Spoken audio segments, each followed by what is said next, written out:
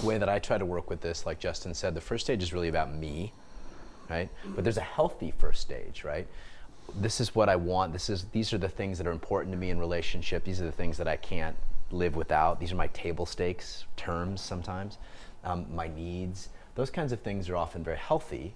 And if you haven't developed a healthy first stage capacity to speak your needs, even know what your needs are, own them, then you're kind of stuck there. So it's a healthy first stage as well.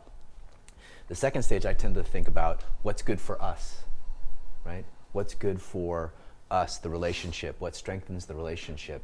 Therapy is a good modality. The Four Agreements is a classic second stage book, right? Because it's all about agreements, which the masculine loves and the feminine loves to fuck with.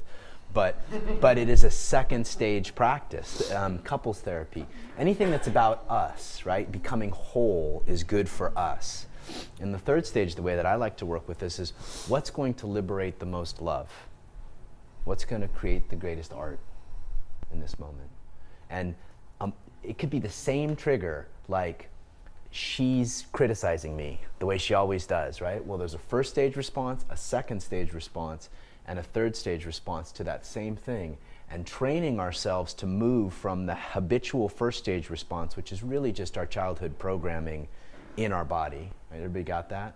First stage response is almost always our childhood programming. Second stage response is, this is how I feel, how do you feel? Like, we're talking it out, they're talking it out until no one wants to touch each other.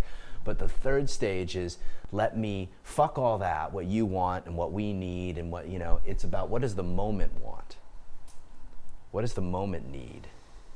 What liberates love in this moment? And it might be, like David uses the example of spinning her around, or it might be throwing her over your shoulder, it might be pulling her close to you and saying, I fucking love it when you criticize me like that, right? Mm-hmm. It might be something, but it's not the first stage response that you've probably done hundreds, if not thousands of times. Mm-hmm. Does that make sense?